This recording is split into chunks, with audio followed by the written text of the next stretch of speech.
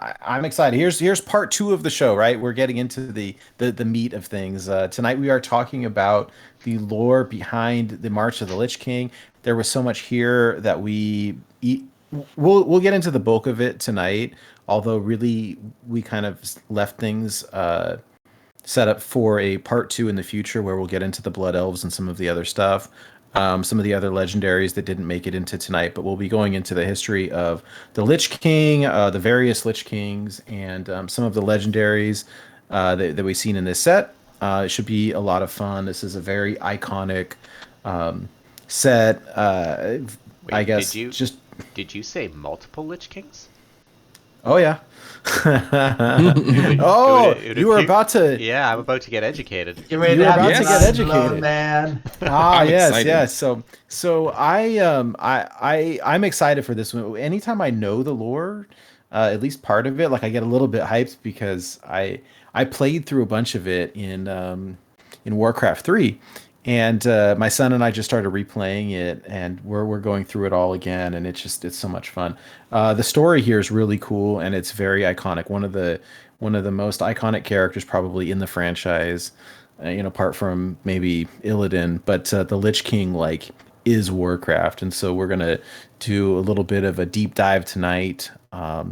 So yeah. That being said, let me turn things over to Goliath, who can educate us. All right. So, yes, as Nate already said, we are going to be splitting things up in terms of how we're talking about the lore of this set, because the theme of the March of the Lich King set, which is coming out as we're recording this, is a combination of two things. One, it's focusing very much on the Lich King himself and the undead scourge forces that he commands. And then they also took the advantage to make it one of their race thematic sets, like how the Witchwood showed off a lot of stuff about Worgen, and Raskon's Rumble showed off a lot of stuff about Trolls. They took this opportunity to show a lot of stuff about the Blood Elf race and their capital, Silvermoon, which we will address in another episode. But today, since the Lich King is a face for a new class of the Death Knight, and we have this whole new tribe with the undead, we figured this would probably be the thing that everyone wants to hear about first. So, we are going to be touching on some things we've discussed in some previous episodes, and because we already discussed it there, we're not going to do a huge repeat on stuff, but I will recommend at appropriate times if you want more deep dives to go to that episode. But when we're talking about the Lich King here, we are talking about a couple of major cosmic powers that were all vying to have a champion to usher in forces, because, as a reminder, Azeroth is a very special world in the fictional universe it is set in, because it has a world soul, which is this sleeping titan that is super powerful, and all of these evil cosmic forces want it. So we are going to start with touching on from previous set regarding the Jailer and the Maw, because that is where current lore states the Lich King ultimately came from in terms of the power, with the famous Helm of Domination and Frostmourne, the big blade that he carries all the time and goes, "Frostmourne hungers." So those two things were crafted by the Primus, which, if you remember from our Shadowlands episode talking about Castle Nathria, the Primus is a guy who is like this master of battle strategy and rules over the Shadowlands, the afterlife realm of Maldraxxus. And there was a time where he decided that he was getting suspicious that the Jailer was up to no good down in the Maw, and so he went down to investigate, and turns out he was right, but a little too right, because he actually got ambushed, and his memories were stolen from him, and the Jailer forced him to use his knowledge of the runes and the language of domination that he created to make the Helm of Domination and Frostmourne, which the Jailer hoped to cast out into the physical world and spread the influence of death through a champion. Now, he did this through the Dreadlords, which, as we talked about in that Shadowlands episode, were initially actually created by Sire Denathrius and the Stonewright to be like the ultimate spies and infiltration agents for the Realm of Death. And that's what they did. They went out into the material world and the Twisting Nether and managed to get themselves recruited into the Burning Legion. And it gets to this point where the Burning Legion really wants to take over Azeroth. As I said, like every evil cosmic force seems to want that. And they had previously tried and failed with the whole plan of getting orcs to drink demon blood and having them conquer Azeroth to weaken them for a full demonic invasion.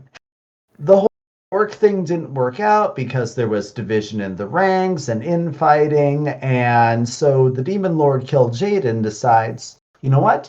Let's try this again, but this time we'll create an army that can't disobey, that has absolutely no free will, and then we won't have any trouble with infighting. So, touching a bit on Ashes of Outland, we talked way back then about how it became Outland because there was this orc shaman named Ner'zhul who was attempting this big ritual summoning a ton of portals that the orcs could use to conquer like an infinite number of worlds. But the ritual didn't quite go as planned. It got disrupted and basically blew up the entire world, melding it into the Twisting Nether partially. Big whoopsie. Ner'zhul and his followers tried to escape, but Kil'jaeden wasn't very happy with their big whoopsie and the fact that they were trying to get away from him.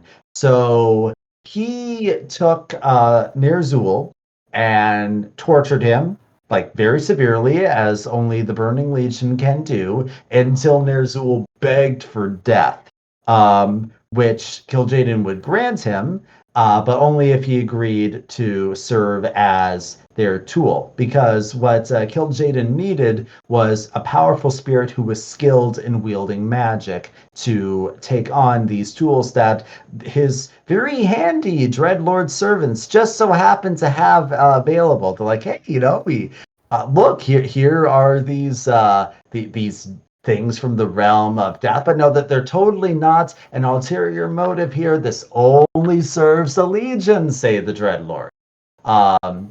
And Kil'jaeden is like, yeah, sure, let's take Ner'zhul's spirit and we'll merge him into these things, and we send him down to Azeroth, and he acts as our agent to weaken the world for us.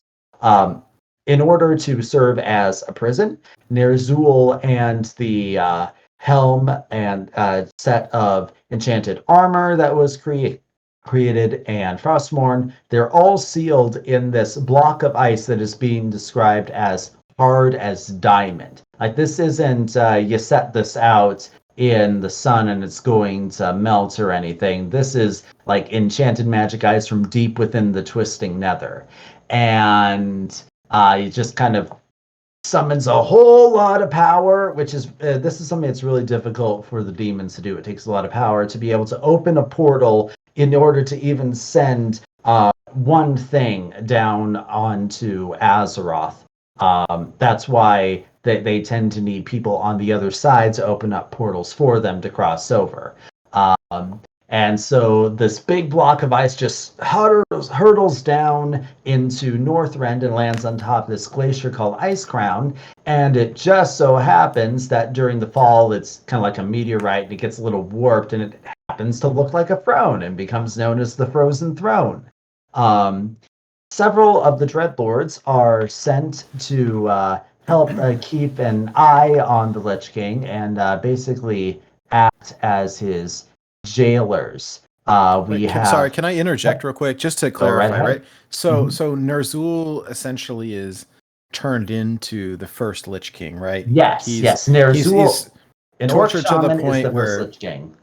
Okay, so he's tortured to the point of like wanting death, in which case he's put in this block of ice, but he's also got the helm of domination and the armor and the sword that are all imbued with these runes, and now he's kind of taken over as the first Lich King you see in the picture here, and then in this big like diamond ice block.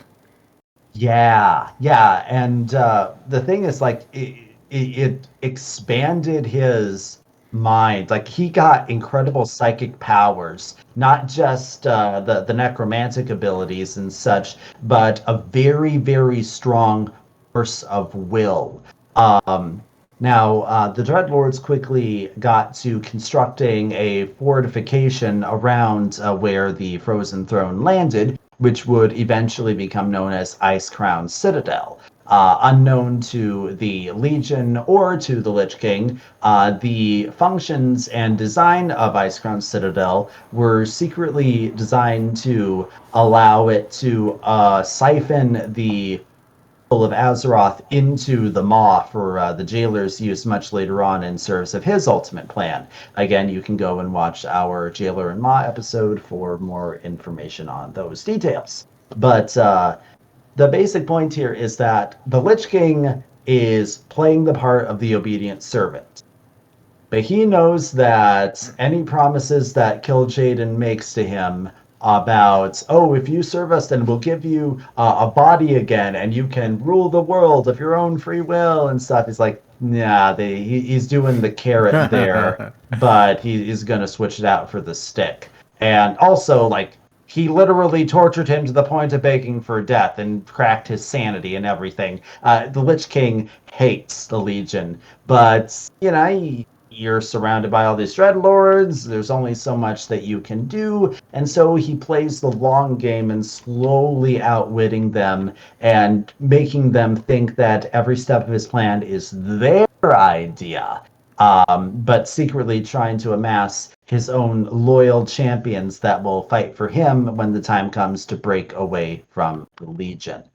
So he has a lot of steps in his plan about spreading and creating this plague of undeath, which I will start out by saying, remember those big psychic powers, he literally starts by controlling this thing with his mind, because it's just him who's doing all this. He doesn't have any minions yet. And so he literally just moves around and controls his plague of undeath with his mind in Northrend to start the first infections. Like, you know, some wild bees come under his control, a couple outlying human settlements, and then slowly he begins to gather these more minds into his control. And with every mind that he enslaves by raising into undeath, their knowledge and awareness fuels his own. Like, his mind and power expand with every minion that is brought under his control.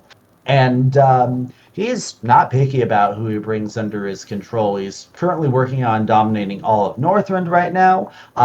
Two of the big things that he starts with are dominating local ice trolls and bike rule, which we'll talk a bit more about later on when we cover some different types of undead. But one of the big things, the first big challenge that he has to deal with is an event known as the War of the Spider, when he comes into conflict with the insectoid race that lives under Northrend, known as the Nerubians, and their great king Anub'arak.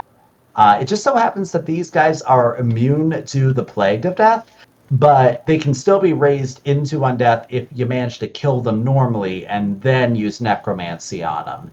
So it's a long fight until Anub'arak is at last overwhelmed, and then he's risen up and turned against his own people. And so that is a legendary from all the way back in the Grand Tournament, who I actually never really see used or whatnot, but he is a very significant character in the story of the Lich King and the Scourge, and he plays a bit in Warcraft 3, actually, if Nate was just pointing this out a day or two ago, right? Yeah, we're playing it right now. Well, and then speaking of necromancers, right? Doesn't our good buddy Kel'Thuzad make an appearance here?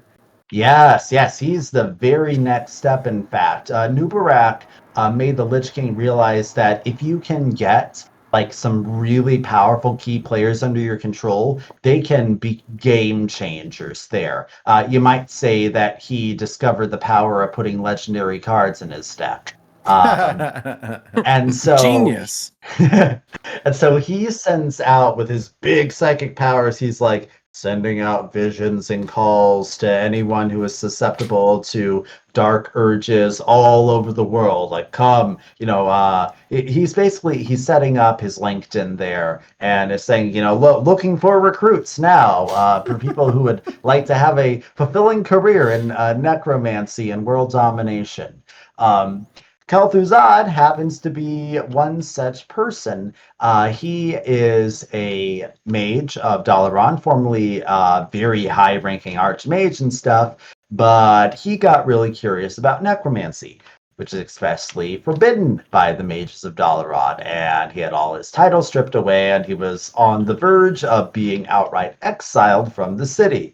But he was like, no, no, no, you're being too closed-minded, man. Necromancy is the future. I mean, did you see those Death Knight things that Gul'dan made all that time ago? I mean, we got to learn how to do that. And if you want more information on all this, you can visit the very first lore episode we did about Kel'Thuzad and Scholomance. But essentially, Kel'Thuzad hears the Lich King's call, and he just leaves everything and heads up to Northrend and gets maybe a little more than he bargained for when he sees all the horrific torturous experiments that they do in places like Naxxramas and stuff. By the way, Naxxramas is actually one of the Nerubians' ziggurats that the Lich King was so impressed by how well they fought that he adopted their architecture as his own. It's just like, okay, let's pass some levitating magic on your cities here, and presto, they are now my flying fortresses. And Kel'Thuzad visits one of those, and he's at first wants to cut and run, but Anub'arak and the other Lich King servants make it clear the time for second thoughts has well passed. And he's kind of brought to the Lich King, and he's so overwhelmed with the power. He's like, "This is so cool! I immediately have no reservations about this. Just make me an amazing necromancer." And he actually looks forward to the day where he will shed the chains of mortality and arise to a powerful undead form. Foreshadowing. and he starts the Cult of the Damned under the guise of a religion in the Eastern Kingdoms area, which are selected because they are very war-torn and shattered politically, and it just seems like it's the perfect place to get a foothold in, where like you conquer the Eastern Kingdoms and then you can move on to the rest of the world. And they make Scholomance, and that is their headquarters. They do all sorts of undead experiments. That's actually where abominations are invented, and get going on that plague of death there. And that is Kel'Thuzad's main part of the story. Now, we have one card that I was very excited about because of its lore significance. The new Death Knight class is the Plagued Grain. And Nate, I know you recognized that straight away too, didn't you? Oh, immediately. Yeah. So yeah, it's iconic from Warcraft 3 because I mean, right, it's called the Scourge of Lordaeron, where all these townspeople are turning into zombies and ghouls and dying, and they're trying to figure out like what the heck is going on, and it turns out that Kel'Thuzad and company and the Lich King, right, powered by the Lich King, have these infected or plagued grain barrels, and the people are eating it, and then they're dying, and then they're being resurrected as zombies. And wow, you just made me remember so hard. That's so cool. Right? I didn't even think about it. Even with the old chunky graphics, like, but it's so cool. You have like Arthas teams up with Jaina and Uther, and they're going around trying to figure out what's going on. And so I have a couple of cards here, right? The Plague Grain clearly is straight out of Warcraft 3, but then Army of the Dead, I just picked one, right? But this is what's happening is your villagers are eating this grain that's infected and they're dying and then they're being raised as ghouls or various undead, right? Mm-hmm. Exactly. Yeah. The more the lower level type, the mindless swarm type of undead is what they're generally being turned into. But yeah, that this is when Kel'Thuzad realizes the time has come and to get it going, and he actually coins the term of the scourge because he says that this is the flail, the whip, which will weaken humanity here and prepare them for what is to come. And then eventually the Scourge just gets adopted as the term to refer to all servants of the Lich King. And yeah, just like Nate said, Arthas and Uther and Jaina all go to try to figure out the source of all this. And as a recap, then Arthas is the crown prince of Lordaeron. Jaina is a powerful mage who is initially from the island nation of Kultiris, studied in Dalaran under our old mage legendary buddy Antonidas. And Uther was one of the original paladins, and of course we all know him as the main paladin class hero. And so they're on this little detective investigation, and they run into Kel'Thuzad. And while Arthas is doing all this frantic searching, in the meantime, the Lich King decided to enact next stage of secret plan to get me free of these Dreadlords, because he decided that Kel'Thuzad was really useful and powerful, but he had a very specific purpose with the whole spreading the plague of undeath thing. The Lich King needs a more direct instrument of his will, a very personal champion. And he has the idea, hey, let's use Frostmourne, because as soon as some powerful person takes the Frostmourne, it's going to consume their soul, and I can control their mind, and all of that sort of thing. And he tricks the Dreadlords into thinking that it's their own idea to have a champion.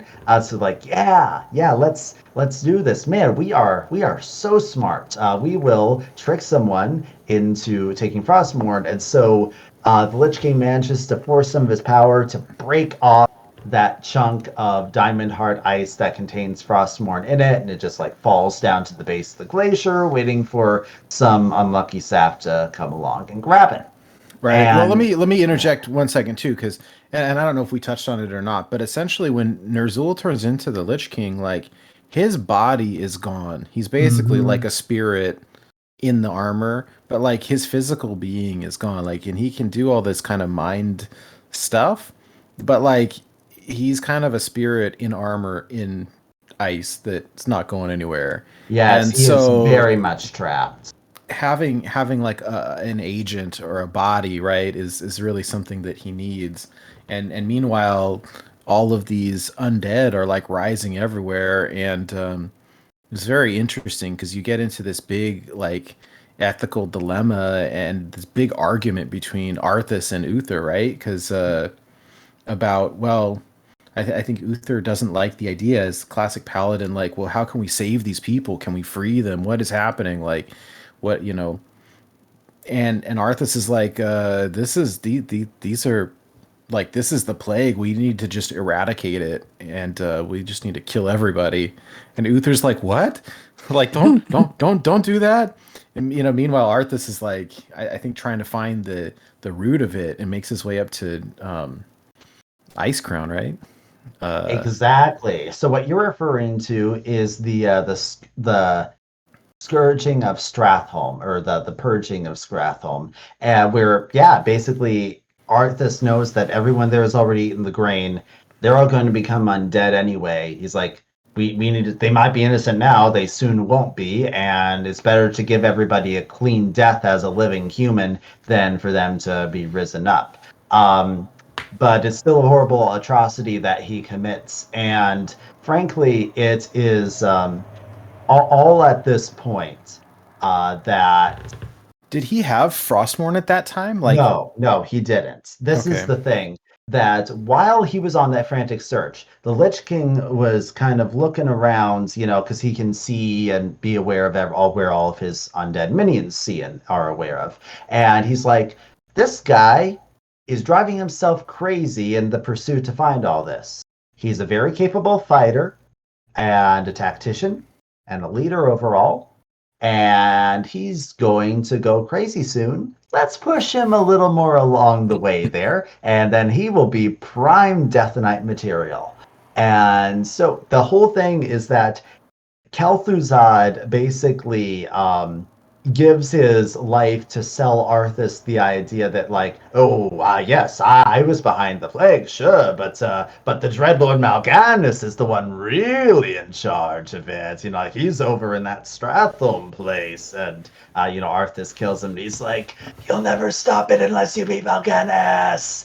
And so yeah, then he goes to Stratholme and he does the whole purging, and Malganis is there, and he's like, "Aha! You may have found me, but come and defeat me in Northrend and prove yourself in a real fight." And the whole point is to just lure him over there so that he can find Frostmourne. And of course, Malganis thinks that like he and the Lich King are all on the same page here. What he doesn't know is that once Arthas actually, he goes up to Northrend and finds Frostmourne because he is desperate. The Scourge is pounding his army. They're all going to die unless he finds the source of power, and he happens to learn about it through an old mentor of his, the dwarf Muradin, who is up looking for artifacts in Northrend, because that's what dwarves and the League of Explorers do, which is one reason I love dwarves so much. And so the two of them find Frostmourne, but there's this inscription around it that says, basically that power has a great price. And Muradin is like, I don't think you should grab it. But Arthas is like, no, I really need that power. I really want that power. And the ice that is encasing it just explodes and strikes Muradin down. And Arthas is initially going to try to heal him with the light because he's a paladin, but he's like, you know what? The light hasn't been very helpful to me lately. It hasn't been able to save all of these people who are turning undead. No, he rejects the light wholeheartedly and is like, no, this Frostmourne blade, this is the power that I need. And he thinks that Muradin is dead. Turns out he was actually just knocked unconscious and is in World of Warcraft later on. He gets amnesia and all that stuff. But as far as Arthas is concerned, he's dead.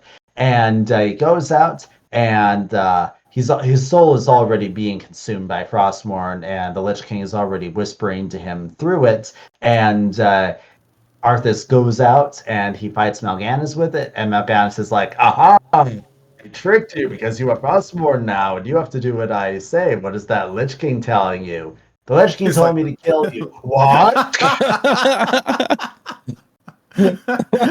Yeah, that was. Oh, wait. It's that meme, right? Like, I'm a genius. Oh no. Which is the one of the first fights actually in the new thing where you unlock the Death Knight class in Hearthstone. They put some of these iconic moments about how Arthas became a Death Knight, and he's fighting he's wielding Frostmourne. He fights Malganis, and is like, "What does it tell you? It tells me to kill you." Wait, because. And the Lich King manages to convince the other Dreadlords that this was all just a horrible accident, that he wasn't fully controlling Arthas at that point. But now he is in full control, and that will never happen again. Sure. Yeah. So meanwhile, now, if I recall correctly, so Arthas has gone up to Northrend in search of Frostmourne, and he pulls the blade, and he kills Malganis. And meanwhile, I've got Jaina and Uther that are like, we gotta do something about Arthas, right? Like, what's going on? He's abandoned his paladin ways, and he's killing people that like are innocent, and we like him, but he's got to be stopped, right? And so they go out, right? Aren't they? They're searching for him, right? Yeah, kind of. I mean, the Arthas kind of went out almost in secret to go to Northrend. His father was against it. In fact, his father sent orders for them to all go back. And so, like, Arthas's men weren't going to commit treason against the king by disobeying the orders. So Arthas literally had to secretly have all of their ships burned, so they literally could not go back. And none of them actually do go back as themselves, because after Arthas kills Malganis, he just disappears into the frozen waste for a few days while the Lich King strips away his remaining humanity, and he comes back and he is fully a Death Knight. His soul is gone. He is full gung-ho with the Scourge. He is all pale. His hair is bone white. And he just goes and slaughters all of his men and raises a few of them as Death Knights like himself. And Arthas is like the very first of the Death Knights of the Scourge, which is one reason why he is so perfect to be the representation of the Death Knight class. And all the others, they just get raised as like ghouls and stuff. You have to wonder is like how embarrassing that would be. You think like, oh yeah, you know, Arthas, he's like I'm one of his most reliable men or something, and then when he comes back and starts killing you all and raising into undead, it's all of your friends who get turned into Death Knights, and you're just a mindless ghoul. I mean, that's how it got be. But yeah, so he goes back, Arthas, and he kills his father, and is basically just doing the Lich King's will and spreading terror and undeath everywhere. And the next stage of the plan, it requires Kel'Thuzad to be resurrected.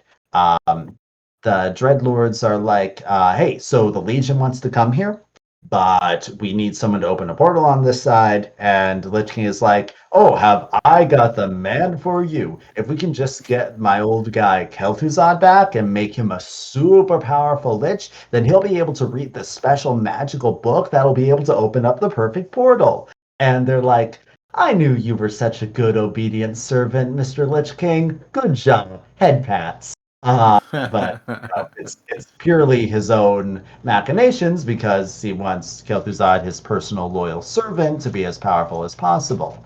And Arthas is charged with going and retrieving the ashes, which just so happen to be guarded by Uther at this point. And so Arthas just kills Uther in the big emotional duel of between the mentor and the student. And I was so sad when that happened.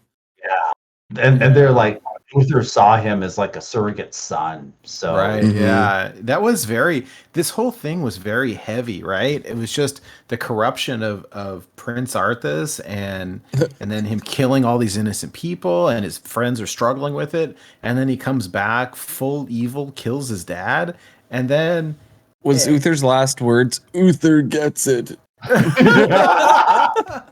No, they were, I hope there's a special place in hell for you, Arthas. You may never know. I intend to live forever. Well, it's pretty interesting. I mean, if you tune into our other lore episode about the afterlife, some interesting history with the two of them way later down the line. So with Bluther. Yes. And this is, of course, where a bit more of the Blood Elf stuff comes into play. That's a bit more in line with the set here. Now, this is technically all of what we're talking about now before Arthas is the Lich King.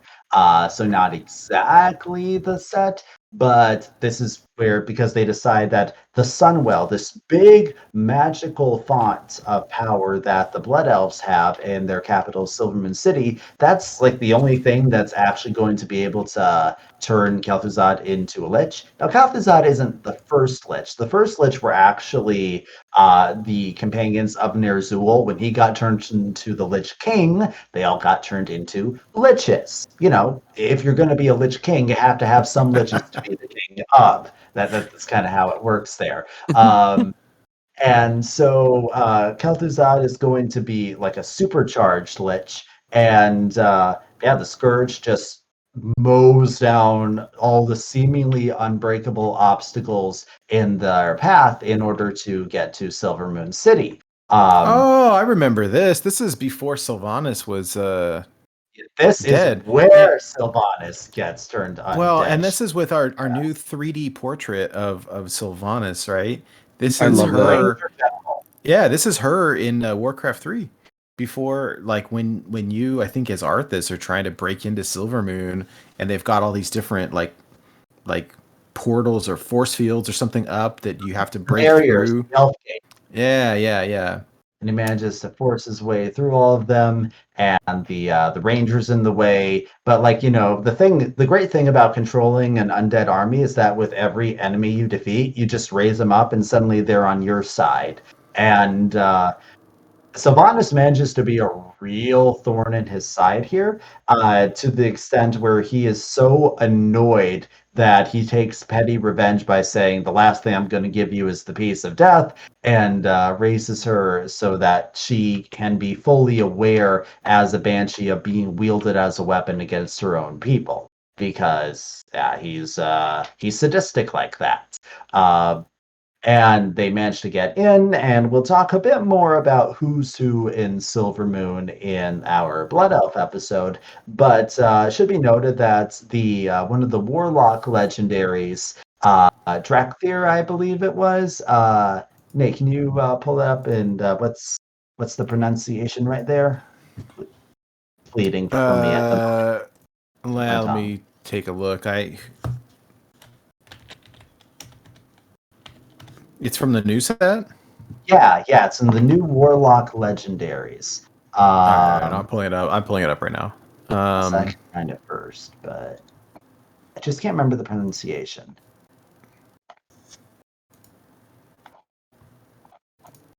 Found it.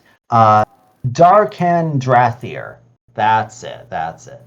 And so basically, he is a traitor because he wants the Sunwell's power, and Arthas promises it to him if he just opens the gates and stuff. So if it weren't for this guy, the Scourge would have never gotten to the Sunwell. But lets him in and starts gorging himself on the power, and of course, Arthas kills him because he's a backstabber and wants to tie up loose ends. We'll get more into that in the other episode. But basically now they have free reign, and they toss in Kel'Thuzad's ashes, do some rituals, and presto, he's a lich now. Yay. And then there's a whole bunch of other stuff that happens here in the Warcraft 3 storyline, but we're not going to get into all of that because a lot of it doesn't involve the Lich King directly. All you need to know is that eventually Illidan Stormrage has entered the picture at this point, and he has been recruited by Kil'jaeden, who has realized that the Lich King isn't as obedient as he thought it was. And so he's like, go and get rid of the Lich King. And Illidan manages to perform this big magic ritual that manages to crack part of the Frozen Throne, and the Lich King's power is starting to fade out. His essence is slipping out of the crack, and he's losing control over all of his undead minions, which means that several of them are starting to get some free will because he doesn't have the direct control over them. And so there's some Civil War stuff going on. We touched on some of this when we talked about Sylvanas' story back in the Maw episode.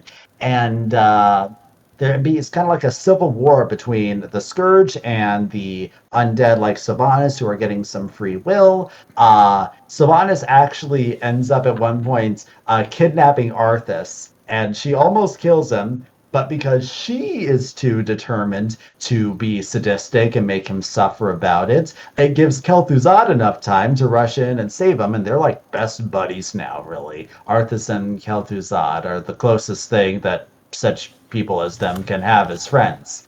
And he's like, hey, Lich King is losing his power.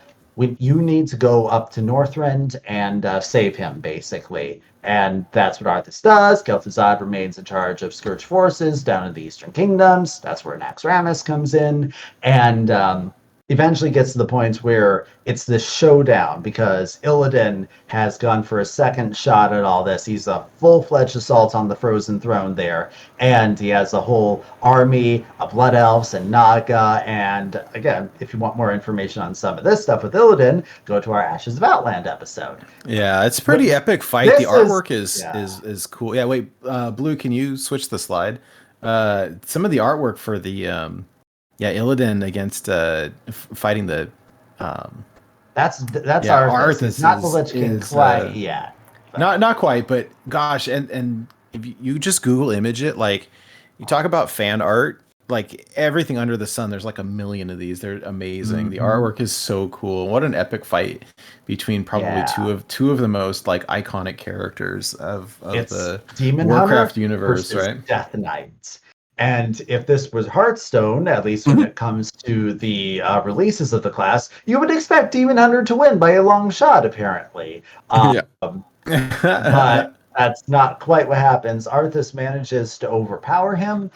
He would have finished him off, but the Lich King is like, hurry! And so Arthas just like hurries on up to the Frozen Throne. And the only way that the Lich King can survive at this point is he commands Arthas to use Frostmourne to shatter the ice, which I guess that's the only thing that's powerful enough to really do it.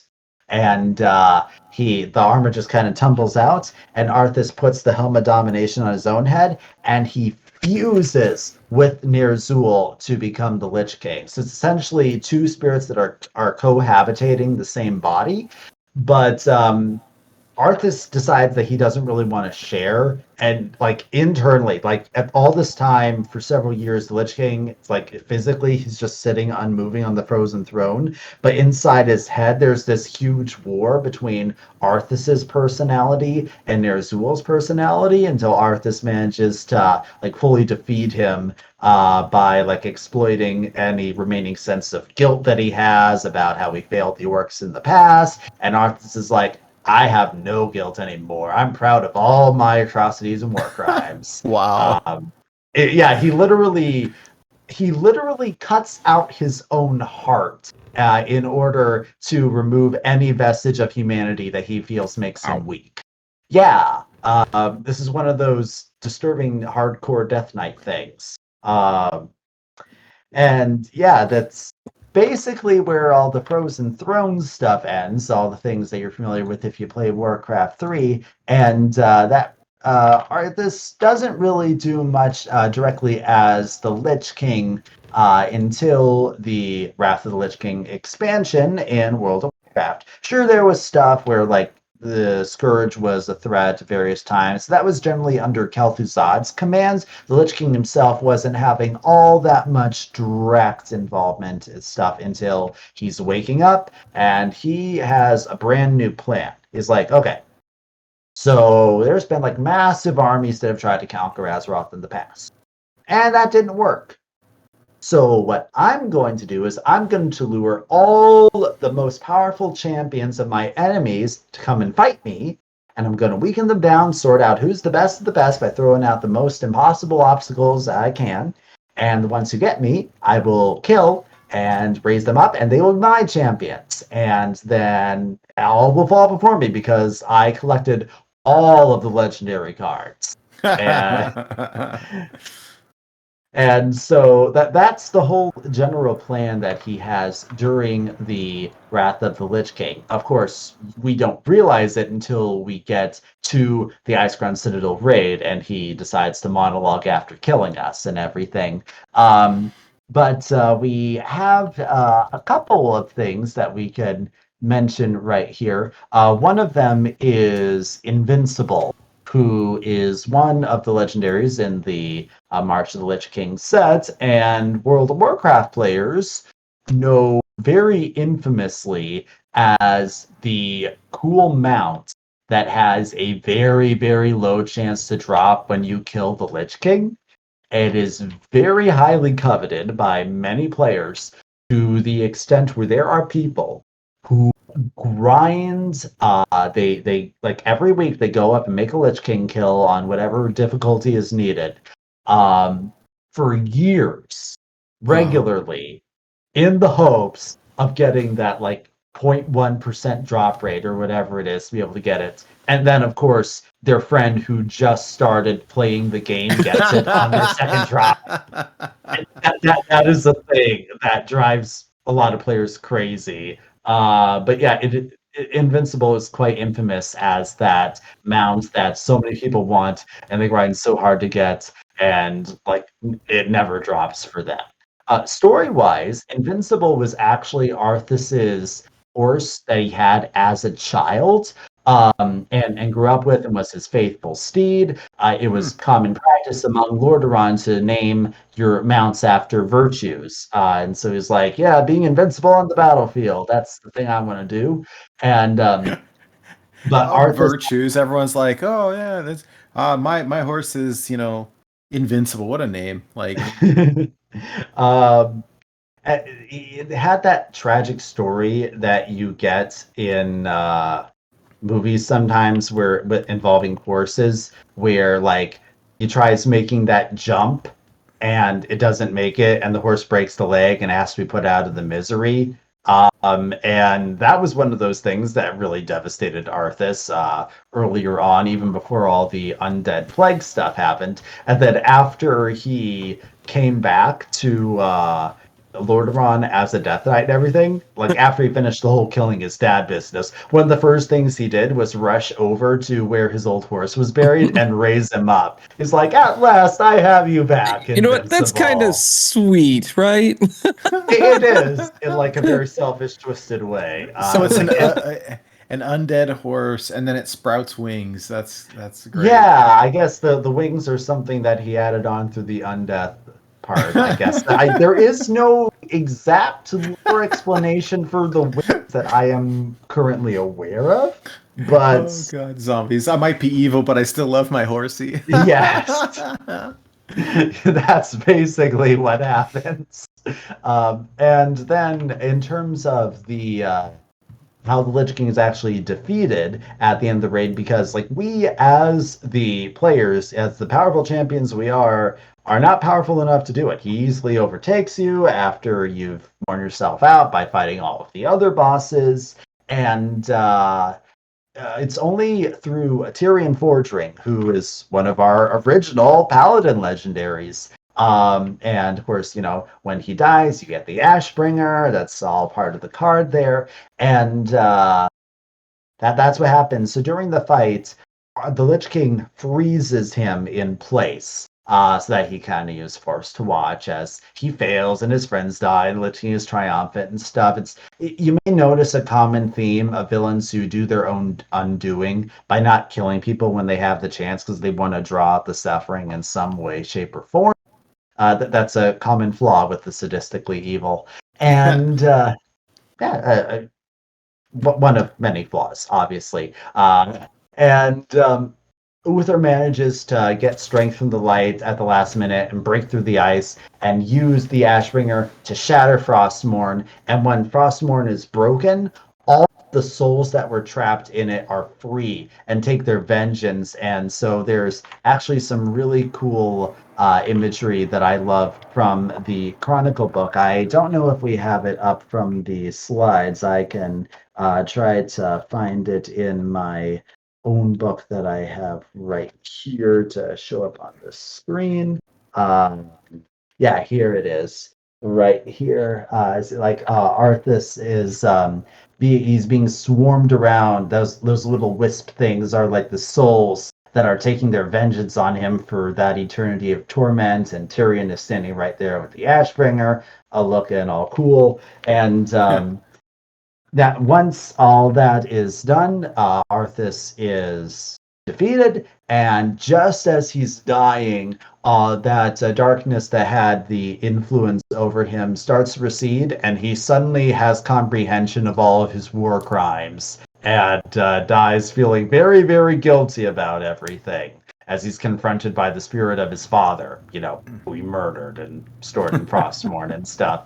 And it just so happens that very spirit of King Tyrannus Menethil tells Tirion that There kind of has to be someone in control of all the undead, or they're just going to run rampant. And so, Bolvar Dragon, who happened to be up there. So earlier on in the war against the Lich King, there was this big fight at a location known as the Wrathgate. The Alliance forces were led by Bolvar Dragon. The Horde forces working with them were led by Dranash Sourfang, the younger. Who happens to be the son of Varrock Saurfang, who we have as a legendary from Forge of the Barrens. And both of these guys ended up getting taken out. Dranash was killed and raised as a Death Knight. He's one of our Death Knight legendaries. And Bolvar was taken, and the Lich King was in the process of trying to torture and turn him into the Death Knight when we interrupt him with a boss fight. And Bolvar, because he's still around, but he's horribly scarred because he was hit with blight, and then Red Dragon Fire saved his life, but left him horribly scarred and everything, which is why he looks as he does in Bolvar Fireblood card. And he's basically like, hey, there is no way I can return to society looking like this, so just give me the helmet here, and I'll sit and become the new Lich King, and I'll try to keep everything contained. And I want you to tell everybody that there is no Lich King anymore because they shouldn't have to live in fear. Just say that, I'm dead and no one has to worry about anything. I want you to forget about me. And that mostly happens. There's a select few people who know about it, who Tirion tells. But for the most part, that's everybody thinks there's no more Lich King anymore. And Bolvar takes on the mantle. Now, it's important to note that all of this time, the jailer who created all this stuff in the first place, like the Legion wanted the Lich King as a thing to just weaken for their own invasion. The jailer wanted a Lich King to be like, his champion, his personification of death, who would bring his will. But none of the people who are being the Lich King seem to work out too well for him. He considers Ner'zhul to be way too weak-willed. Arthas is kind of both too weak-willed and just not at all interested, just in his personal plans of conquest for the world. And Bolvar manages through his, because he's still like he's a paladin, and he's trying to fight back against every evil impulse that being the Lich King is giving him. It's quite a strain on him, and there are points where he doesn't even know how many actions and choices were his own and how much was the influence, but he tries to fight back the strange dark whispers that are coming from the back of his mind. And all of this comes to head here when Sylvanas, who, again, go to our Ma episode, is now the jailer's champion, and she goes and fights Bolvar because she's juiced up with jailer power and manages to overcome him, and she shatters the Helm of Domination, which tears open a gateway to the Shadowlands. And that is what reveals the Tower of Torghast right above Icecrown Citadel, which is that whole world soul absorption feature that it was originally built by the Dreadlords to do. And then the events of Shadowlands kick off, which we're not going to get into because that would be a repeat. But essentially, now the role of the Lich King is no more. The shards of the Helm of Domination are actually reforged into a new outfit called the Crown of Wills, which is actually used to resist the power of domination during the fight against the jailer. So, which unfortunately doesn't look nearly as cool. Like, the Helm of Domination is so iconic, and unfortunately the graphic designers in charge of the new thing made it look as, well, I've heard one YouTuber describe it as a Burger King crown. You can look up the images for yourself. But basically, that's the whole story of the Lich King, because there is no more Lich King, and will never be, at least not in this capacity. Will there be other future Lords of the Undead? In some capacity, depending on how the story is written out over the years. But in terms of the Lich King himself, 3 people took the role, and there won't be any others in that particular capacity. When Sylvanas beat Bolvar and then broke the crown, what happens to Bolvar at that point? Well, he's still around. He's just not the Lich King anymore. He actually is one of the people who leads the charge into the Shadowlands. He allies with the 4 Horsemen, which you'll recognize them from the Uther Death Knight card, the 4 that you can summon and instantly win the game, which I love. I love winning the game that way. Where there is the Resurrected of Torn Trollbane, Inquisitor Whitemane, Darian Mograine, and General Nazgrim, who are the new 4 Horsemen, and they're basically kind of working with Bolvar because he's not the Lich King anymore, but he has a lot of knowledge about this type of stuff. And Darian Mograine is our one of our Death Knight portraits, right? Yes. Darian Mograine has been a Death Knight for a long time, actually. His father is Alexandros Mograine, who is one of our legendaries for Death Knights as well. And he has a whole story that I believe we touched on in a previous episode regarding like the story of the Ashbringer and such. Yeah, and we can look at the other legendaries in our part yeah, two we'll as talk well. about that in a little bit later. But Can I ask yep. one final question? Because I know, I mean, we've done a lot of lore episodes, and I did want to like give a little nod to you and our past selves. Like, if you really want to expand on these stories, the ones to check out would be the Scholomance lore, the Shadowlands lore, and the Mon Disorder lore, when we really go pretty deep into this stuff. If you check out our website or our YouTube channel, all of the episodes are there, the dedicated lore episodes. And so check that out. But I was wondering if you could give just a super brief recap of, so what happens to Arthur, right? Arthas, right? Because he dies when he's killed by Tirion, and then he goes off to the Shadowlands where he's pursued by Sylvanas, right? What is his ultimate fate? I don't recall anymore. I Not recall actually it, pursued by Sylvanas. Although actually or was it, Sylvanas, or was it Uther? Was it? Uther. So Yeah, what yeah, yeah. happened is that after Uther died, because he was killed by Uther? Frostmourne, his soul was his soul was split.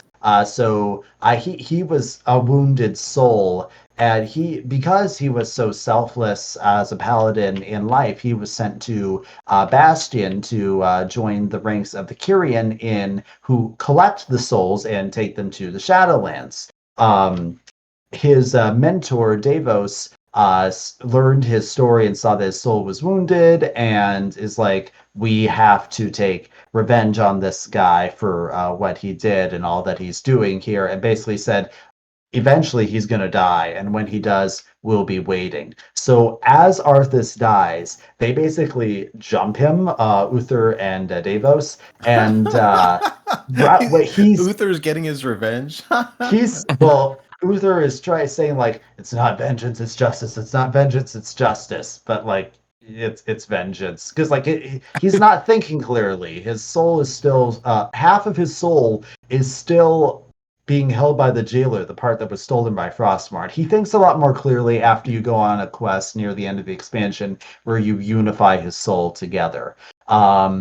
But yeah, basically, souls are supposed to go to the Arbiter, where they are fairly judged. All factors of their lives are taken into account. Part of this might have been, sure, Arthas made some really bad decisions, and to an extent willingly embraced this corruption.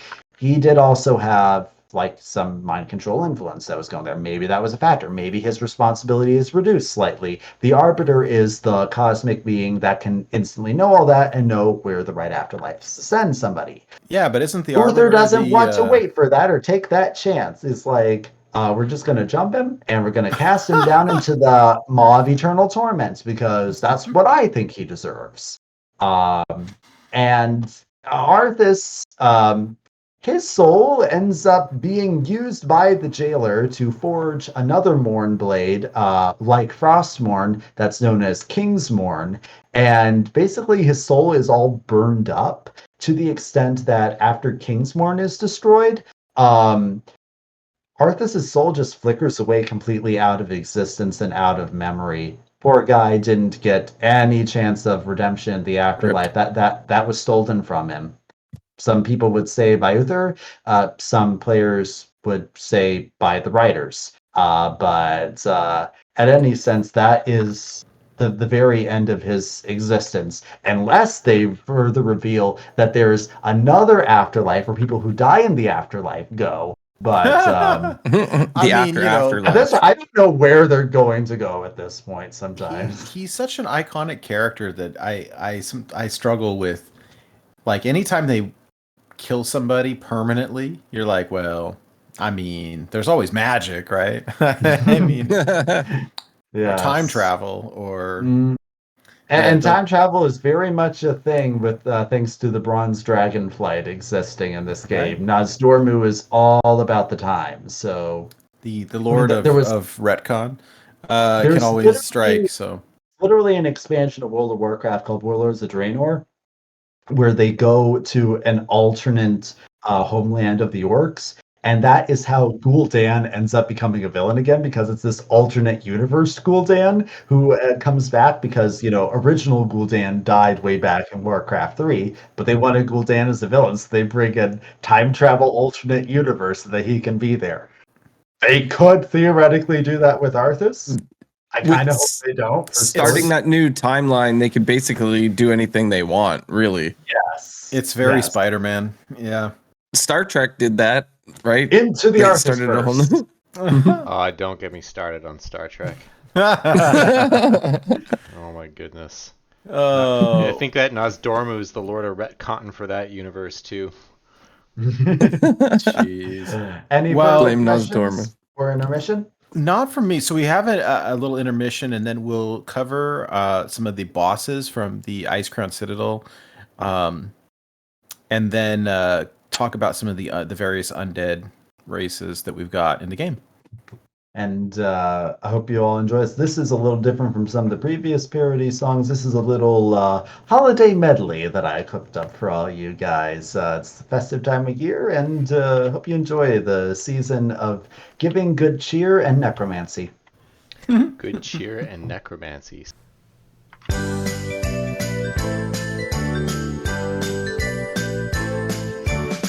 Arthas, the Lich King, ruled a cruel and frosty realm. He was cold and dead, and on top his head sat a dominating Helm. Arthas, the Lich King, was a monster, people say. He was once a knight, wielding holy light, till he lost his soul that day. There must have been some magic in that Frostmourne blade he found. For when he took it in his hand, he destroyed the battleground. Oh, Arthas, the Lich King, was undead as he could be, commanding ghoulish swarms and some icy storms and some death knights and banshees. Thumpity thump thump thumpity thump, watch that Scourge army go. Thumpity thump thump thumpity thump thump, marching through Icecrown snow. Over the river, through Eversong woods, to Silvermoon City we go. With Kel'Thuzad's ashes we'll raise a new ledge through Sunwell's magic glow. Over the river, through Eversong woods, our icy winds do blow. Our endless ranks and living tanks lay barriers so low.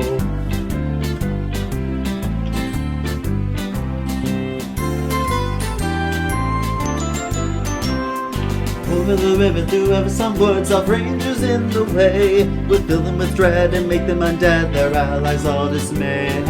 Over the river, through Eversong woods, the sun will straight ahead. The gates will smash, now throw in the ash, Kel'Thuzad is back from the dead.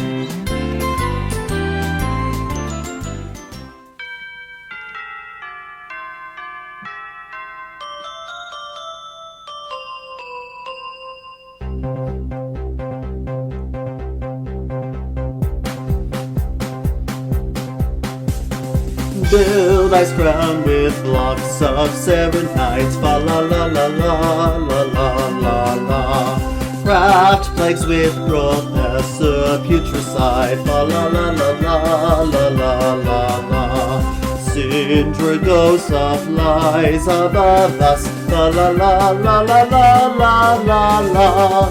Near the frozen throne of Arthas. La la la la la la la la la. See the blazing blood prince council. La la la la la la la la la. Led by the blood queen Lana'thel. La la la la la la la la la. Kel'Thuzad, Caladrim, and Valinor. La la la la la la la la. Serve the Lich King now forever. La la la la la la la la la. Death Knights wield ruined weapons boldly. La la la la la la la la la. Powers blood, frost, and unholy. La la la la la la la la la. Fear of horses, scourge tremendous. La la la la la la la la la. Lich King's armies all are endless. La la la la la la la la la.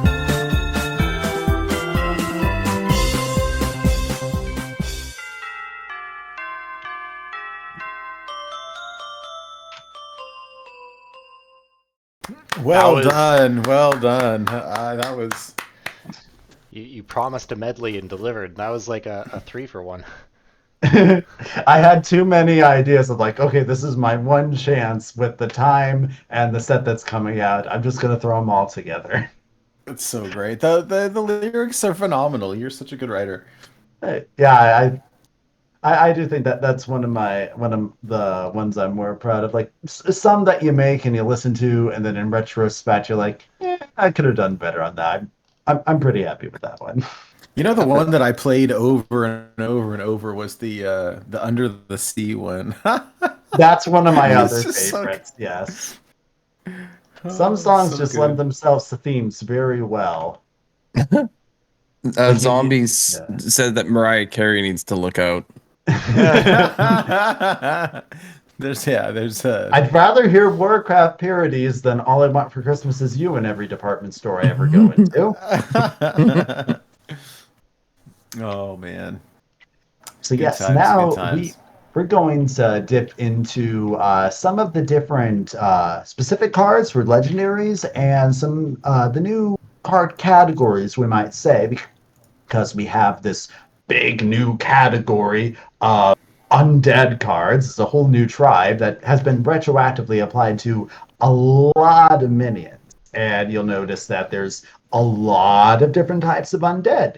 And so what makes them different? What does some of them do? We're not going to go over every single one of these things, either all the legendaries or all the undead, but we're going to hit a lot of the big ones that I thought were important to talk about and some things that some of the other guys were a bit curious about. So, Nate, let's just take us through the docket right here, or perhaps Blue Train, you can lead us through as well as the one in charge of our slides. Well, you had mentioned that a that's lot of awesome. these They are. legendaries. So we're not talking about all the legendaries, right? We're talking about there's a handful of the legends from this set that were bosses from the Icecrown Citadel raid, like raid bosses, right? Exactly. And so, nearly every single raid boss from Icecrown Citadel is a legendary Hearthstone card now, which I think is the most complete that any Warcraft raid has ever had in terms of Hearthstone representation. And my personal goal would be to eventually see every single card, every single boss in any raid or dungeon eventually get the legendary treatment, because I think that would be cool. It makes you take him a bit more seriously, in my opinion. Not just, he's Yeah. a dungeon boss, but he's a legendary card. So first up is Lord Marrowgar. Yeah, so Marrowgar is a very powerful version of what we might refer to as a bone wraith. They are large skeletal creations that are made from the bones of the dead, basically similar to how you might see one of the flesh giants or abominations we'll talk about in just a bit. They're all made from a bunch of the flesh and gut stuff. Basically, if you just have a skeleton version and you just magically put all the bones together, you're going to get something like Marrowgar, who is the very first boss of Icecrown Citadel, I might add. And famous for yelling "Bone Stop" and swinging around like crazy, like he just got off a carousel and is really dizzy or something. Next, we have another one of the new cards, Lady Death Whisper, who leans really into the frost runes that we have right here. Lady Death Whisper is a lich. She is one of the leaders of the Cult of the Damned, actually. Second boss that you fight in the Icecrown Citadel raid. And basically, she is just kind of holding a rally that you interrupt with the Cult of the Damned. Is like, and soon you shall cast off your flesh and join the true of the undead stuff, and it's the higher form of existence, and blah blah blah. And yeah, you actually have to. I think you have to sit through a pretty long speech before you're allowed to fight her, if I remember correctly. I can't remember if that's changed or if I misremember it, but yeah, she's doing a bunch of cultic stuff right there. Deathbringer Sarfang, we talked about a little bit right there. He has kind of a cool thing where, depending on which faction you are, there's a slightly different scene that plays out afterwards. Because after he dies as a Death Knight, his father, Varrock Sarfang, comes to collect his body. Now, if you are playing Horde, there is absolutely no problem right there. He collects it, says a few words about, I'm really sad my son is gone, and then leaves. If you're playing Alliance, King Varian Rin and Jaina are there, and there's a bit of a conflict because, the Alliance and Horde, they're kind of allying against the Lich King, but they are enemies. And Varian eventually he's like, let him pass. Let a grieving father take care of his son. It's like he really respects the honor that Varrock has. Like everyone respects Varrock, to the extent that when they were all they had to have a joint army of the Alliance fighting Cthulhu, which we'll talk about when we have our final Old God episode. Varrock was chosen as the one warrior who everybody respected enough to lead a multi-faction army. So that's a cool little thing that happens right there, and it's a big character development moment for Varian because he grew up like his dad was killed by an orc trader and everything, so like he very much dislikes them, thinks they're all evil and everything, and it's a bit of a character moment for him where he's like, maybe there is some honor in the Horde that we can mutually respect there. After Sarfang, we have Festergut and Professor Putricide, who are basically Rotface and Festergut are two of his creations who you have to fight before you can unlock the door to fight Professor Putricide, who is working on creating even more versions and stronger versions of the Plague of Undeath and everything. And his fight involves a bunch of concoctions getting thrown around he can use to mutate himself with and everything, which is, I guess, the idea behind both the new concoctions concept and back in Frozen Throne, his old secret synergy right there was both are kind of trying to represent that whole mad scientist aspect. I think the concoctions version does a much better flavor development of that. The secret wasn't horrible, but it does make a lot more sense now with his new version, I think. I think I forgot to make a slide for Professor Putricide. Okay, I was frantically scrolling. No, it's me. This is what happens when you do stuff at like 3 a.m. And And I was amazed because I kept finding oh wow, Festergut is actually a card in Hearthstone, but it was for one of like the solo content missions. Right. And then Rotface, of course, is our is our warrior legendary. I need a stinky. Yeah, that's the one. Stinky! Oh dear. And Yes. then Putricide. Yes. Mm-hmm. Yes, they are what known as flesh beasts. They're like abominations that were specifically created by Putricide to be even bigger and grosser. Oh, so they were created by Professor Putricide. Yes. Okay. Yes, they're his lab experiments right there. So Professor Putricide made a stinky. Yes. That's why Rotface refers to him as Daddy. He says, Daddy, make toys out of you. Oh. That's what he's talking about. That explains it. Awesome. He is his creator. And this thing has like the mind of a baby or something, like, you know, the intelligence level. And so it's an absolutely disgusting monstrosity that you want to put down, but you kind of feel bad a little bit because just like, yay, new toys. And he's talking about you, and he's like gonna break the new toys. But yeah, there's a lot of morbid stuff in the lore when it comes to all of this undead thing here. So I mean, just look at the art. It's morbid in general. It's disgusting. yes, very much so. And that was their intention, and I compliment the storytellers and artists. They set out to make disturbing things in a relatively family-friendly game, and they managed to find that balance decently well, to be perfectly honest. Now, we also have the Blood Prince Council, led by Blood Queen Lana'thel, and man, they were a large chunk of the legendaries back in Frozen Throne. Like 3 of the only 5 neutral legendary minions from that set are all these guys.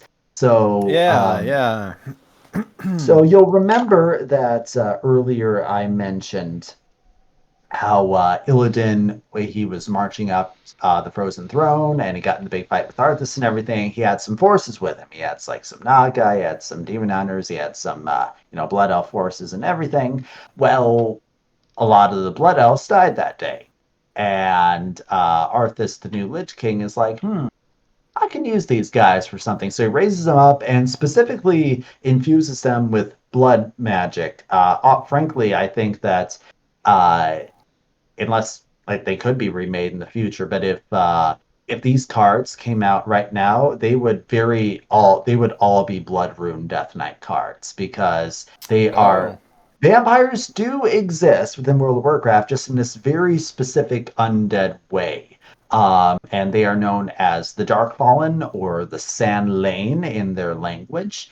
And each of the 3 Blood Princes is a boss that you encounter either in a dungeon or a quest earlier in the questing experience. But they're all raised up under Lana'thel for a big combined boss fight in Icecrown Citadel. So it's kind of like you have a little history with some of these guys. They're like, all right, can't wait to put you back down again where you belong. And then wait, we had a separate slide for Blood Queen Lana'thel as well. Yeah. So you said that was a separate boss fight, or they're all combined? So all 3 of the princes have conflicts. I can't remember if they're all dungeon bosses off the top of my head, but they're all beings that you kill either in dungeons or as like the final boss of a questing zone or something. But at the start of the fight, you see them and Lana'thel is there. And she's like, "You thought we died easily, huh?" And just like it raises them all up from the dead. And then it's they are, as the council, singular fights in Icecrown Citadel. Gotcha. And then very iconic image is Sindragosa, not the least because she features prominently in the big cinematic for Wrath of the Lich King. If you remember, where Arthas just goes out Frostmourne and he cracks the ice and raises her up from the dead. Fun fact, Sindragosa used to be the mate of Malagos, the leader of the Blue Dragonflight. Way back in the War of the Ancients, when Deathwing went crazy and used the dragon soul to kill a bunch of the dragons, the Blue Flight was especially devastated. Sindragosa got thrown by the force all the way up to Northrend and died, so her body is just trapped under the ice. And then the Lich King eventually sensed it, and he's like, I sense like a very angry dead dragon presence down there. And I want This it. will I be... want it. Yes, and I want it. Exactly. That's exactly what happened. Wow. Horses, dragons, oh my. Mhm. And in Hearthstone, Yes. Arthas.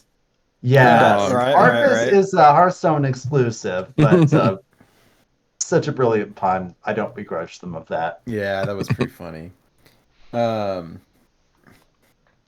now moving on, I believe that's all the legendaries we're talking about. Time to talk about a few more general undead categories here. So, Nate and Blue, what cards are we going to be talking about next? So the first one I have up is just like it's just the classic kind of zombie or ghoul, right? Just because it's such an iconic image, and our buddy the Rotted Zombie uses this image as his persona. So I wanted to touch on it real quick. We see the artwork for this throughout a bunch of different cards in Hearthstone, so I thought it was worth mentioning. Yes. Well, I'm afraid that I have some very bad news for Zombie about the implications of that then, because these are the ghouls and zombies are the bottom of the barrel when it comes to the undead scourge. Of all the undead, It's the peon. worse than the peon. So ghouls are swarming, mindless cannon fodder. They have unstoppable stamina, though, and they revel in combat with living beings. They're cannibalistic in nature and replenish their health by devouring the flesh of the fallen, which is where you get that flesh-eating ghoul, one of the original cards that says whenever a minion dies, you gain an attack. That's what that is referring to. The secret to their creation is kind of a well-kept secret. It's known only by the Scourge, some Death Knights like the Ebon Blade who are not a part of the Scourge, and a few Necromancers. So if we're doing ghouls, maybe not quite so bad, but zombies are even more mindless. Like, they are very weak in their bodies. They literally need to be directed by a superior will, like the Witch King, in order to do anything productive at all. Because if you leave them alone, they just aimlessly wander around, acting purely on animal instincts. So yeah, Do they go nom nom? They would probably go nom nom on anything that you stuck in their mouths, honestly. If you put a stick in there, they nom nom on that. If you put their own arm in there, they would probably nom nom on that. They're just like... You they're like can't people... see. Yeah. I'm shaking my head, Nate. Not at you, Goliath. At Nate. I wasn't me that said it. That was Hyder. I'm sorry to let zombies go nom nom, but the name that you choose for yourself in lore does not speak of high capability or intelligence. Just saying. Yikes. No bearing on We you as a still love person. you. We still love you. So next we have looks like some trolls. I've always loved the trolls. It's like, it's like you said before, Goliath. It's like you push like a certain caricaturized stereotype, and if you kind of cross that line, it becomes offensive. But if you kind of stay within it, it becomes endearing. And I think trolls are very much endearing. King Rastakhan is one of my favorite hero portraits. Maybe not for the art so much, but the great voice lines. So we've got here Drakari Defender and Drakari Trickster. So we're talking about the Drakari trolls, and these were a couple that popped up, right? But like you said, Blue, these are for years. My brother and I, any time like we'd see each other, it was like, "Who you want to kill?" or "What's the shield master say?" Tazdingo. Yeah. I remember back in the day, I loved clicking on the trolls in Warcraft 2. Joan Dax. John Dax. Yeah. Juan Dax, who you want to kill? Yeah, they are really fun in that sense. And there's a lot of different types of trolls. In fact, one of the things with the idea behind the Rastikan's Rumble set was they made up this story that, like, once a generation, all of the many different trolls get together from all over the world and have this one big arena fight that they call Rastikan's Rumble. And so one of those is the Drakari. You may remember the name not only from the couple cards that say Drakari, but anyone who has played Akali the Rhino says, "Free little Drakari." Um, so the Drakari are the ice trolls. Up in the north, they had a city by the name of Zul'Drak, because that's how trolls name cities. Everything is Zul, and whatever name you are.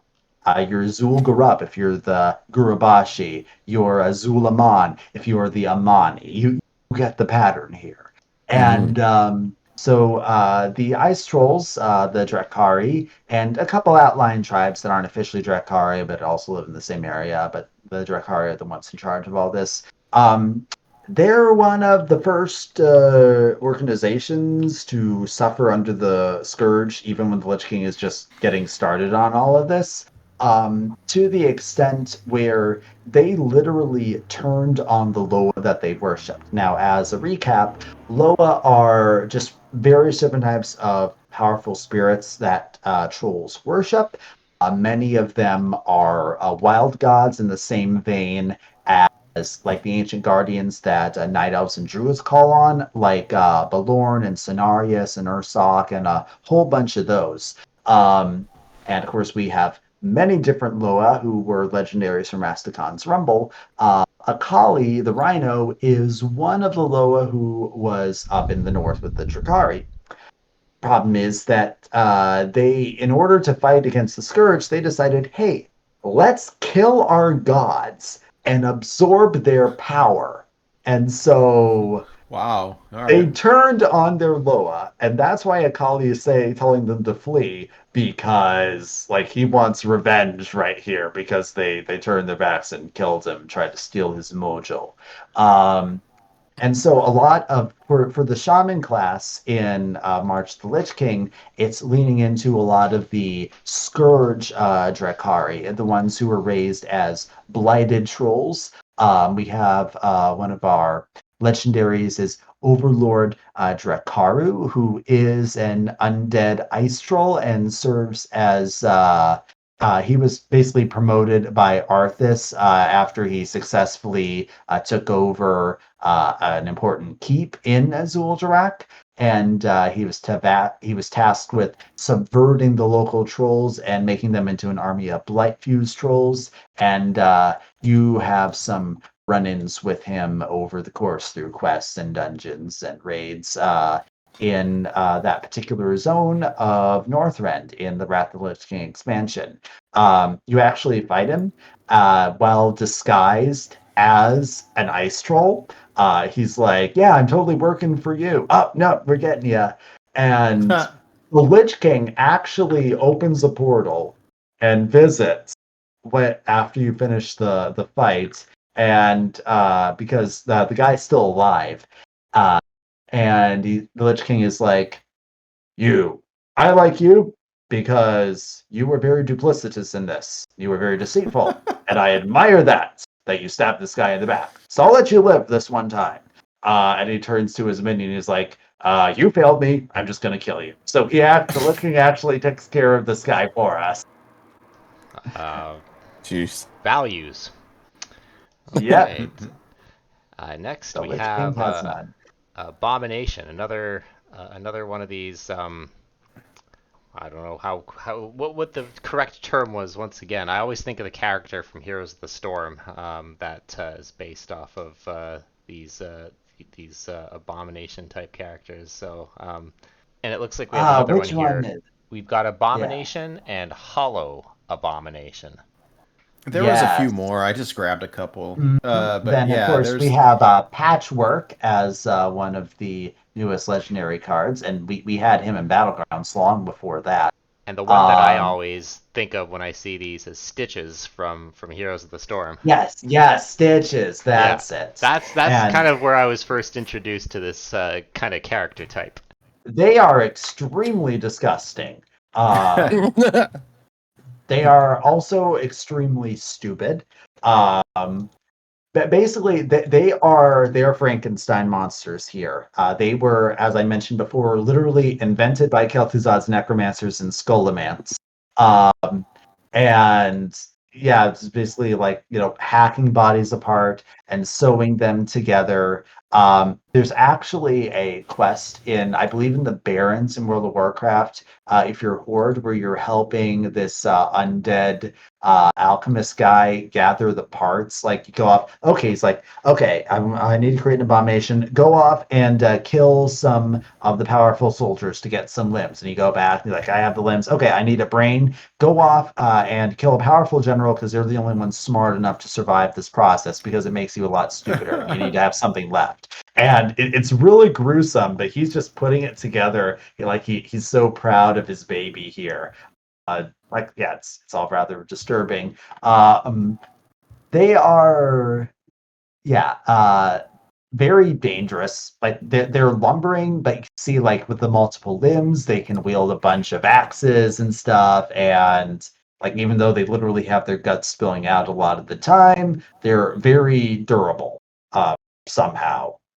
And yeah, that's basically when it comes to abominations. Fun fact: if you are visiting the Undercity, if you're playing Horde in World of Warcraft and you're Forsaken, they play the role of the guards. Like, if you're in, like, well, let's take Stormwind, for example, because we have a whole set based on that. And there's references to, like, the Stormwind guards, and like, you'll click on them to ask for directions or something. To all the, like, I need to go to the stables, I need to go to the mailbox, where do I find the auction house, all of that.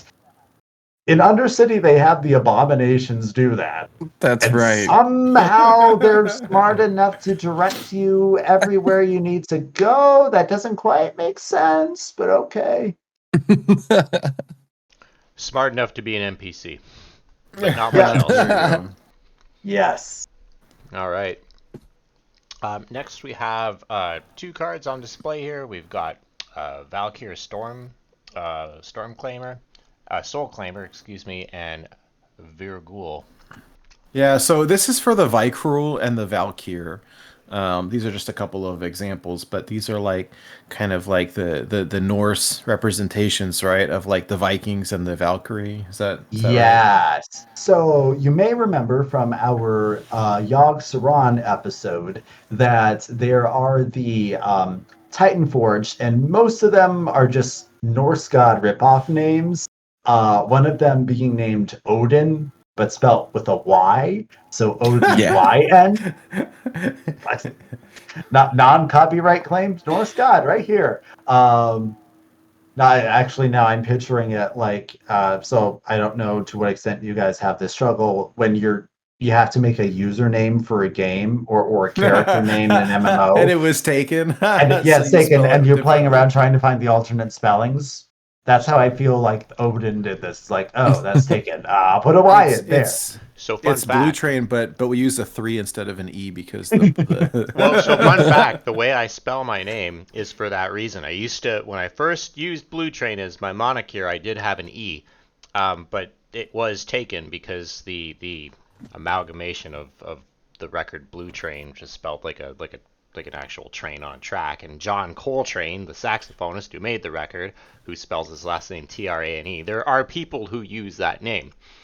So I took off the E, and that kind of stuck. But yeah, if it's taken, I'll replace the B with a 3, or like a pipe and a 3, and I've gotten pretty creative with it. But yeah, so I understand. Odin with a Y. Wasn't yeah, it? and So at any who was it? rate, And Loken. Loken, and there's Tyr and Freya and Hodor. What was Thor? What was the Thorin. name for Thor? Thorin. There you go. Often when there's a new game that comes out and I'm not even sure I'm going to play it, I need to log in on day one and make my name. Yeah. Just so I know I get it. Before it's There taken. can only be one Hydralisk. Wow. All right. Hey, I'll still play it. Odin with a Y has this whole thing where he wants to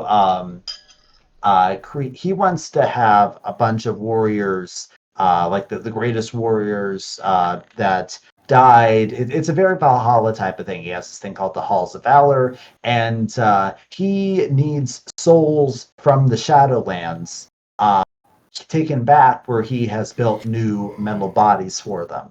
But in order to do this, he creates the Valkyr, who have the power to travel the Shadowlands and bring back these souls. Now, the Vykrul are the originally one of the many Titan-forged races who succumbed to the Curse of Flesh by Yogg-Saron, and are the distant ancestors of humans, as we know them now. And so the Vykrul kind of had a big warmongering thing going on. I mean, they're based off of Vikings. They're doing a lot of raiding and stuff. And they had actually been, like, there were some that were kind of still around living. A lot of them had been defeated by, I believe it was the dragon aspects, and put in suspended animation. Some others had actually locked themselves in suspended animation, hoping that it would stave off that Curse of Flesh stuff and they could stay stony. And I just realized what I said. They wanted to be stoned forever. I can't believe I just said that. As well But that it didn't work, by the way. But what happened was that the Lich King managed to not only, influence ones that were still living and around and stuff, the Plague of Undeath, but literally just sent the Scourge forces in there, killed these things while they're sleeping in their suspended animation, and then raised them up. So there's a lot of the new Death Knight cards that are these guys, basically undead Viking ghouls.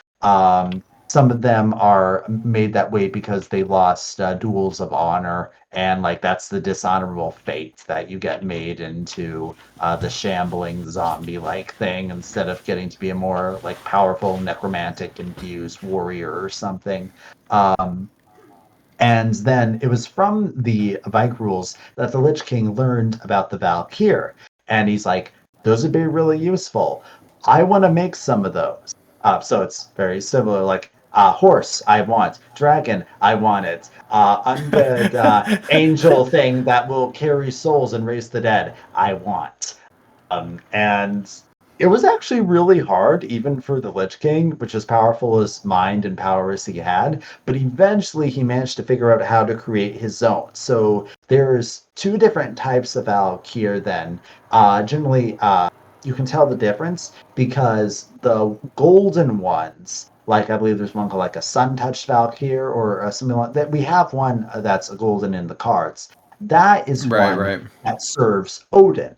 The pale white ones are the ones who serve Undeath, either ones created by the Lich King, or after the Lich King was gone, several of the Valkyr worked for Sylvanas instead, and were key to keeping her alive because she died a couple times, and spends the Valkyrie to get her back up. They're like her life counter in a video game sometimes.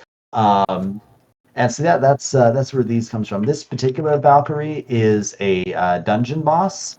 The exact name of the dungeon is unfortunately slipping my mind at the moment because I did not play the Wrath of the Lich King when it was out and have not done all of the content as the old content for me as current game. So I'm afraid I can't. I think maybe it's a thing called the Hall of Mirrors.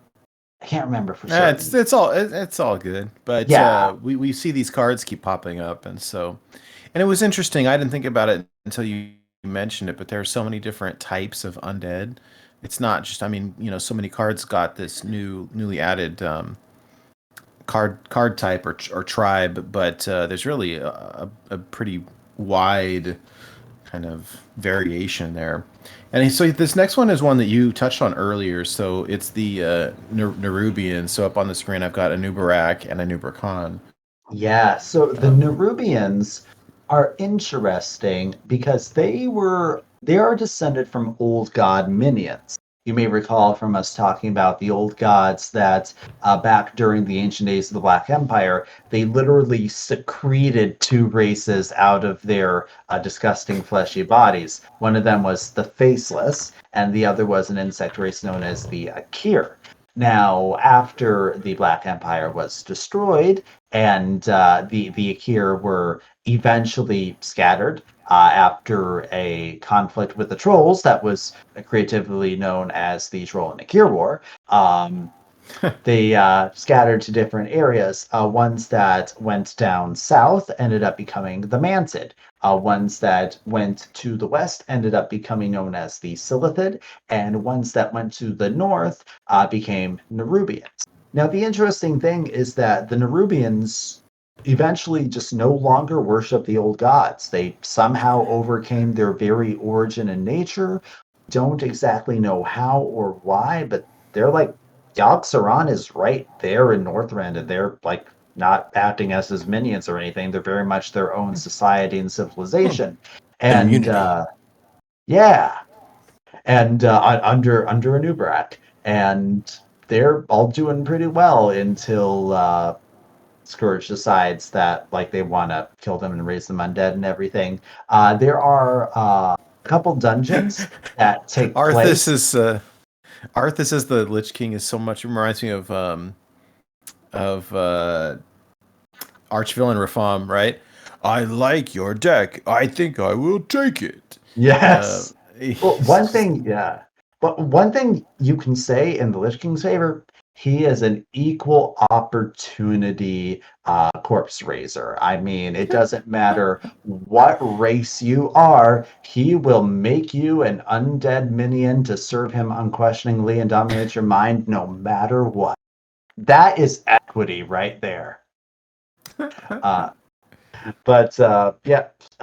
actually a couple dungeons in Wrath of the Lich King that take place down in the underground city of Jol-Nerub, and which originally was going to be a really big zone, but they ran out of time and had to cut that from the game. You can find like some people on YouTube will talk about like the lost files and stuff that they can see. Oh, here was stuff that was going to be in the games and the files, but they had to cut it. So, but there are a couple dungeons there. That's actually where Hadronox comes from.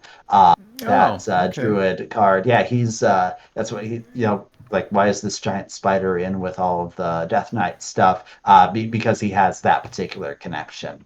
So yeah, we talked about the basics of all that, but figured I'd mention that there are some non-undead ones that actually serve as your allies in fighting against the Scourge. So it's a toss-up. Just depends on whether they're living or dead.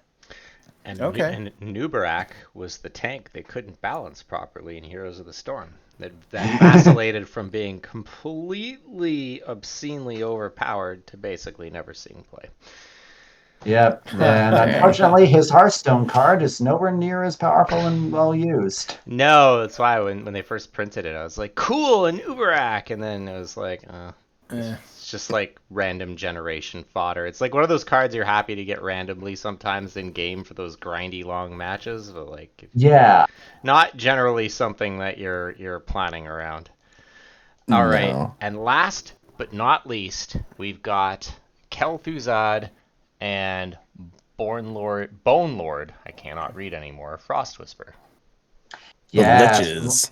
Yeah, so we're going to talk just a little bit about what makes a lich a lich. Now, fun fact is that Bone Lord Frost Whisper is the lich version of Ras Frost Whisper, who we had in his human form back in Scholomance Academy. You may remember that he had this really hardcore story about like slitting his own throat on holy ground in order to become a lich and stuff. He was like the most diehard emo I want to be undead guy that you can get. But for liches in general, They are among the most powerful types of undead, specifically not only necromantic magic, but they have a large investment in frost magic. So it makes sense that you have a guy with like the name Frost Whisper. Um, I'm pretty sure that that wasn't actually his original name, just a name they took on as a lich. Otherwise, that's one hell of a coincidence. I mean, that's like naming a lion Scar and he eventually gets a scar on his face or something, you know? But liches are important in that they are very, very difficult to kill because they're tied to something called a phylactery, which is basically an object or a container that their soul is bound to. It's what anchors them to the mortal world, and it's actually they don't have undead forms that are like risen versions of their living forms. You may notice that a lich looks absolutely nothing like how the person looked in real life. That's because the phylactery literally creates a form for them. So it's a completely new magical body that they are inhabiting as an undead. Um, and it's part of what makes them so powerful. They generally like float above the ground. They tend to be generals commanding things like Kel'Thuzad commanded Naxxramas. They're like, the next step up for the Lich King. They're huge too. I mean, they're like gigantic in terms of size. Like yes, not like a normal human. if you're going like to have a tall magical right? spellbinding object create a body for you, you may as well make it a large, impressive, imposing one, right? Go big or go home. Yeah. Yeah, really. Fun thing about the personalities of liches is that they are so power hungry and devious that they're constantly jockeying for power among the Scourge and trying to defeat each other in subtle political machinations. So basically, they have like this whole bureaucratic, like backstabbing court politician stuff going on between them. Like, now I'm the Lich King's favorite. No, I'm the Lich King's favorite. Like every undead wishes they were lich, and every lich wants to be the top lich. Relatable. That's funny. Yes. And then, of course, just a brief touch on exactly what Death Knights themselves are as a class. I don't believe that we have a slide for this, but it occurred to me that this is something that's probably important to talk about here. So, Death Knights very specifically combine martial prowess with the dark magic. That's exactly why the Lich King wanted Arthas in the first place, because he was really good on the battlefield. He was a good physical fighter and stuff. And they are raised in a very particular way, infused with these powers. Generally, like I said, the blood, frost, the unholy. They are very difficult to kill.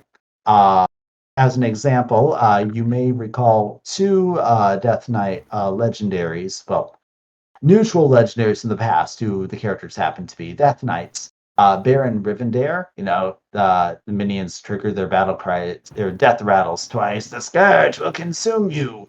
He had his head removed at one point as a Death Knight, but he was just risen again.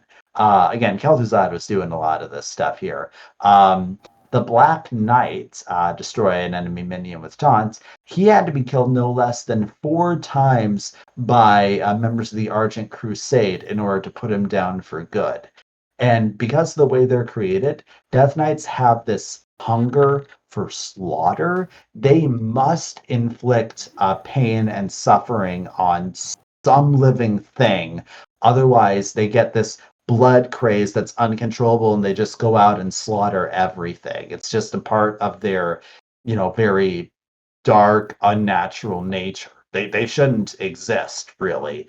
Some of them, with free will, try to find a way to use it for good and keep that under control, but they have to be aimed at something. I'd say the most realistic you could get in terms of having some sort of peaceful Death Knight that lives among society, who's not like a torturer or something, is having them work as the local butcher.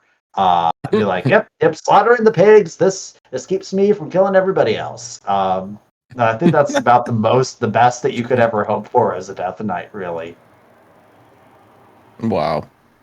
And those are a lot of not every single type, but when you look at a lot of your undead minions, they're probably going to fall into one of those general categories, or a slightly smaller, more obscure one that we've already been talking for several hours.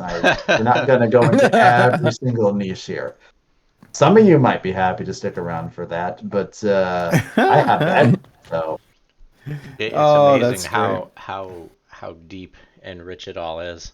what I Yeah. love about Absolutely. this world, about this game. They've had so many years of building everything up. Sure, yeah, some writers better than others. Some parts of the story work out better than others. Some retcons you like, some retcons you absolutely hate. But it's all real interesting to explore. Eh, And there's always like this obscure thing of like, oh wait, there's this thing that came from a comic book that was published like 7 years ago that hardly anyone heard of. That it has this element of lore in it. It's like it's a big world when it's a multimedia project. Yeah, and it's funny, like just to kind of underscore that, like you touched upon like the insectoids kind of going to the different regions of Azeroth and kind of evolving into newer different races. The Mantid, that was my favorite. The Pandaren and the Mantids fighting in Mists of Pandaria. That was my favorite WoW expansion. A lot of people didn't like it. I really did, and I was really Oh yeah, hoping. I remember. I think if I remember correctly, seeing a commercial for Mista Pandaria in a movie theater was one of my earliest exposures to just that World of Warcraft existed. I didn't play it until the Legion expansion came out, Oh wow, but you were a latecomer I then. remember. I remember thinking, well, yeah, like I got in. I've said this before. I got into it because of the Warcraft movie, and Mm. so I got invested in the story. And I'm like, I want to know what happens afterwards. And it turns out there's like 20 years of content that comes Yeah, there's in a lot. afterwards. And You're I'm like, oh delving into the boy, what did I wikis get trying to myself into? understand it. Which Yes. frankly was more interesting and probably better fleshed out than the film, which was Yes, I agree in retrospect, but I am nostalgic for it now, and I own it on DVD because it's what got me into all this, and I enjoy it for that. that's It's Give fun. interesting. it It was fun. My introduction to um, Azeroth was Warcraft, orcs and humans. I just outed how Yeah. old Oh I yeah. am. Yeah, I unfortunately Same. I'm not old enough to have experienced that, and I don't. Maybe there's emulated versions of that old Yeah, stuff. no, they're GOG. You can yeah, get them you You on can can get get it GOG. them. on. You I can get them would on That's, GOG for super cheap too, and I they're would hope playable. so. I would Yeah, actually yeah, recommend skipping Warcraft, Orcs and Humans and go right to Warcraft 2. There was much. yeah. It played a lot Agreed. better, Yeah, and the narrative like was took a major step up. Like yeah. And Warcraft 3 was when they really took their dive into we're going to expand this into a rich story. yeah, Did you In play? Warcraft 1, you can't even move the camera around properly when you're trying to look at your map. Like it's not fun. Going back to that because it's bad in that aspect, but it's yeah. Number 2 is where you really start to get a lot more voice lines and stuff on the characters, and it's pretty good.